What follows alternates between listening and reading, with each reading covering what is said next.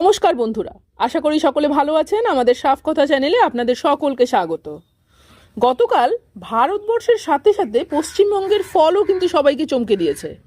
এই ফল কিন্তু কোনো এক্সিট পোল, কোনো সংবাদ সংস্থা কেউ প্রেডিক্ট করতে পারেনি। বিজেপি আজকে হতাশগ্রস্ত এবং পশ্চিমবঙ্গের ফল কিন্তু চমকপ্রদ, এটা আমাদের বলতেই হয়। এবার আমরা আলোচনায় আসি। গতকাল ফল দেখার পর যেটা বোঝা যাচ্ছে, বাম কংগ্রেস জোট পশ্চিমবঙ্গে ডাহা ফেল। এর সাথে প্রদেশ কংগ্রেস সভাপতি অধীর রঞ্জন চৌধুরীর রাজনৈতিক জীবনও কিন্তু সংকটাপন্ন। এই বাংলায় কংগ্রেসকে টিকিয়ে রাখার জন্য একমাত্র কাণ্ডারি যাকে ভাবা হয়, সেই অধীর রঞ্জন বাবু, তিনি নিজেও এই নির্বাচনে সফল হতে পারেননি, পরাজয় হয়েছে তার। আমরা যদি একটু আগের থেকে আলোচনা শুরু করি তবে দেখব যে এবারের লোকসভা নির্বাচনে ওনার বিপরীতে ছিলেন টিএমসি থেকে ইউসুফ পাঠান, যাকে সুদূর গুজরাট থেকে উড়িয়ে এনেছিল টিএমসি, এবং বিজেপি থেকে স্থানীয় চিকিৎসক নির্মল সাহা। নির্বাচনী প্রচারে গিয়ে অধীর রঞ্জন চৌধুরী বারেই বলেছেন যে উনি মুর্শিদাবাদ বহরমপুরের মানুষকে ভালোভাবে বোঝেন এবং বহরমপুরবাসীরাও তাকে দুহাত ভরে উজাড় করে আশীর্বাদ করবেন, অর্থাৎ ভোট দেবেন। এবং উনি বাজিও রেখেছিলেন যে যদি উনি বহিরাগত ইউসুফ পাঠানের কাছে হেরে যান তবে তিনি রাজনীতি ছেড়ে দেবেন এবং বাদাম বিক্রি করবেন। ভবিষ্যতে উনি বাদাম বিক্রি করবেন কিনা সেটা আমাদের জানা নেই, তবে অধীরবাবুর রাজনৈতিক জীবন যে বেশ কিছুটা বিপদে সেটা কিন্তু আমরা আন্দাজ করতে পারি। এখানেও একটু আগের কথা আমাদের বলতে হয়। যদি আমরা দেখি, যখন কংগ্রেস থেকে মমতা বন্দ্যোপাধ্যায় আলাদা হয়ে এলেন তখন উনি তিনজনকে টার্গেট করেছিলেন, অর্থাৎ সুলতান আহমেদ, শঙ্কর সিং এবং অধীর রঞ্জন চৌধুরী।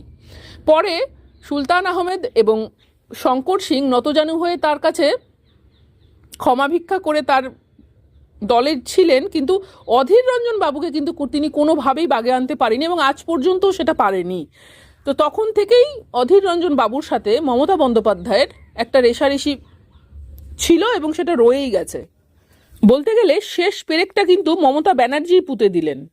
দেখুন, মমতা বন্দ্যোপাধ্যায় ভালোভাবে নেয়নি যে প্রদেশ কংগ্রেস সভাপতি অধীর রঞ্জন চৌধুরী তৃণমূল কংগ্রেসের বিরুদ্ধে কথা বলবেন।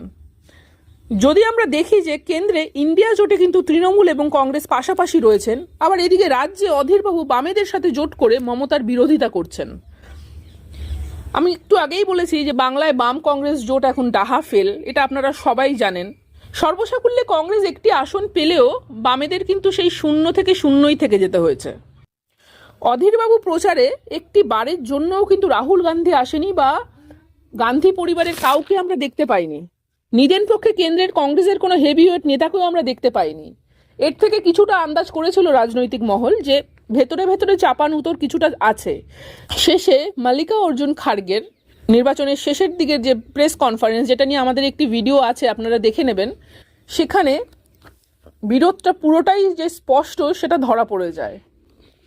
আপনারা একটু অবাক হবেন না বন্ধুরা যদি দেখেন অধীরবাবু প্রদেশ কংগ্রেস সভাপতির পদ থেকে ইস্তফা দিচ্ছেন। এতে করে নতুন প্রদেশ কংগ্রেস সভাপতি আসবে এবং কংগ্রেসের অধীর জামানা শেষ হবে। মমতা বন্দ্যোপাধ্যায় অলরেডি বলেছেন, আমি তো বলেছিলাম দুটো আসনে জিতিয়ে দেব, কিন্তু মানলো না।